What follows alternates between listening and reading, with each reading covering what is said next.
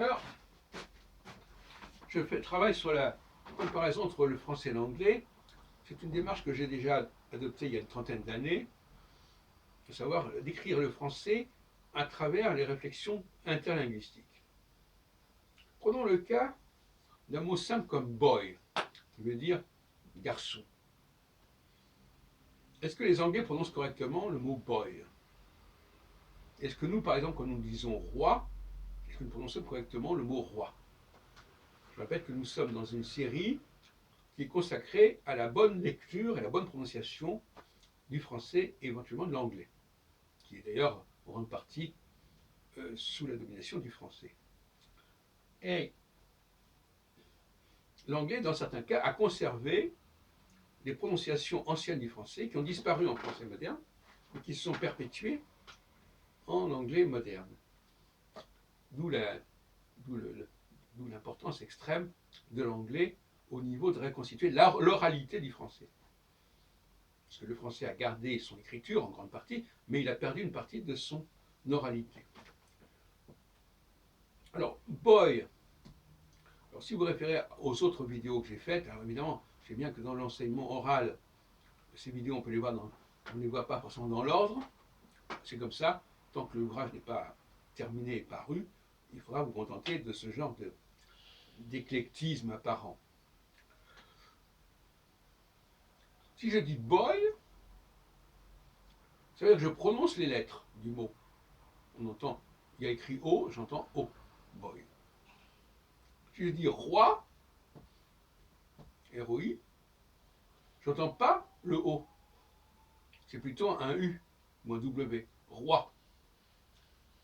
Roua. C'est même un OU, si on veut. Donc là, il y a quelque chose qui s'est passé. Pourquoi d'un côté on dit boy, de l'autre côté on dit roi. Et on dit royal en anglais, royal. Et donc quand on dit royal, on ne dit pas roi. On prononce le O et le Y. Donc il y a une façon de lire littéralement le mot, comme ça s'écrit, comme on dirait, et l'autre qui est une façon de le lire autrement, parce qu'il y a une règle de la diphthongation masculine qui autorise et même qui exige que l'on ne prononce pas, que l'on produise un son qui n'est pas réductible aux composantes du mot. Le français a de nombreux exemples de ce genre-là. Alors on va continuer là-dessus. Tout à l'heure je parlais, par exemple, de la série en anglais en I've, I. Le I, on dit le I se prononce I. Five, right, bright, light. D'après quelle règle prononce-t-on le I A ou I? Alors, certains diront, il manque le A. Ils ont laissé de côté le A. Normalement, on devrait écrire light avec un A. Eh bien, ils se trompent.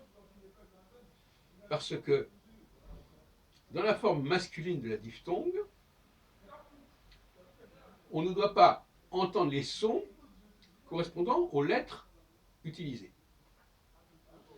Donc, si je dis light, ça veut dire que le A n'est pas écrit et qu'il y a une autre lettre à la place. Par exemple, le E. Je dis le E parce que en allemand, c'est ce qui se passe. En anglais, on dit white, W-H-I-T-E. En anglais, en allemand, on écrit Weiss, V-W-E-I-2-S.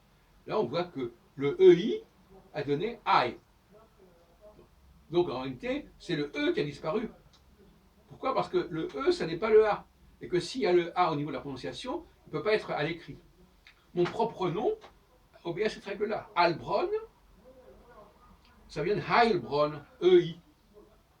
Et donc, le son Heilbronn, c'est une phonétisation de l'écrit EI, de cette manière. Il n'y a pas de raison qu'on dise A pour Heilbronn, parce que ça ne s'écrit pas.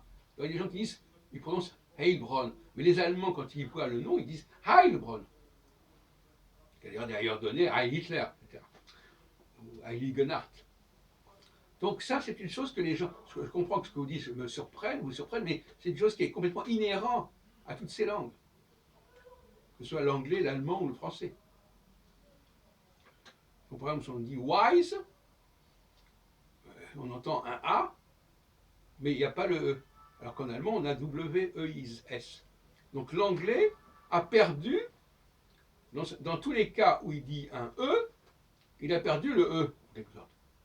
Chaque fois qu'il dit un A, eh bien, il y a un E à la place, au niveau de l'écrit, le E devient A s'il est précédé, s'il précède un I. Donc E plus I égale A. AI, AI, AY. Bon. Donc ça c'est une question d'habitude, c'est un petit peu compliqué à suivre, mais c'est fondamental.